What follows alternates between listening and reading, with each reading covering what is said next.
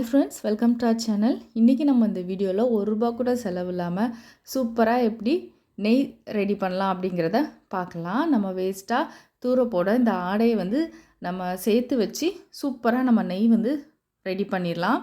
பால் காய்ச்சதும் ஆறுனதுக்கப்புறம் வர ஆடையை தனியாக நம்ம ஸ்டோர் பண்ணி வச்சுக்கலாம்.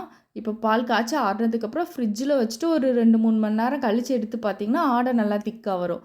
அதை சேகரித்து நம்ம வச்சுக்கலாம். 1 மந்த் 2 மந்த்ஸ் கூட நம்ம வச்சுக்கலாம். பாக்ஸில் போட்டு ஃப்ரிட்ஜில் நம்ம வச்சிடலாம். அப்புறம் நம்ம என்றைக்கு சேர்ந்ததுக்கப்புறம் நெய் செய்கிறோமோ அன்றைக்கி ஒரு 1 hour முன்னாடி எடுத்து வச்சுட்டு பாத்திரத்தில் மாற்றிட்டு ஹீட் பண்ணிக்கலாம். நல்லா அது கொதித்து நமக்கு சூப்பராக நெய் தனியாகவும் அந்த வேஸ்ட் கீழே பாத்திரத்தில் அடியில் தங்கிரும். கொஞ்ச நேரத்துலேயே நமக்கு நெய் பிரிய ஆரம்பிக்கும்.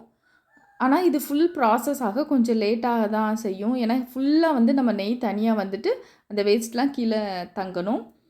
லாஸ்ட்டு கொஞ்சம் நெய்லாம் நல்லா பிரிஞ்சு வர டைமில் நம்ம முருங்கையில் போட்டு பார்த்தோம் அப்படின்னா நல்லா அது மொறுமொறுன்னு வெந்துச்சு அப்படின்னா நமக்கு நெய் ரெடி ஆகிட்டுன்னு அர்த்தம்.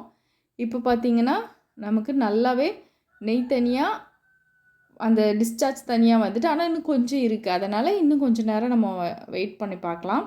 இப்போ பாருங்கள், கம்ப்ளீட்டாக நமக்கு எல்லாமே கீழே படிஞ்சிட்டு நெய் மட்டும் மிதக்குது, முருங்கையிலையும் நல்லா கருகிட்டு. ஸோ நமக்கு நெய் ரெடி ஆகிட்டு ஆஃப் பண்ணிவிட்டு ஆற வச்சதுக்கப்புறம் நம்ம ஃபில்டர் பண்ணி ஒரு கண்ணாடி பாத்திரமோ அல்லது சில்வர் பாத்திரமோ மாற்றிக்கலாம். ஆறுனதுக்கப்புறம் நம்ம ஃப்ரிட்ஜில் இதை வச்சுட்டு மறுநாள் எடுத்தோம் அப்படின்னா நல்லா நமக்கு திக்காயிரும். ஃப்ரிட்ஜில்னாலும் வச்சுக்கலாம், வெளியிலனாலும் நம்ம வச்சுக்கலாம், கெட்டு போகாது. அவ்வளோதான். சூப்பரான வாசனையோட வேஸ்ட் ஆக்காமல் பாலாடைகளை சேர்த்து வச்சு நம்மளே வீட்டில் நெய் ரெடி பண்ணிடலாம். ரொம்ப ரொம்ப ஈஸி. நமக்கு நிறைய அமௌண்ட் மிச்சமாகும். நெக்ஸ்ட் டைம் கண்டிப்பாக நீங்களும் இதை செஞ்சு பாருங்கள்.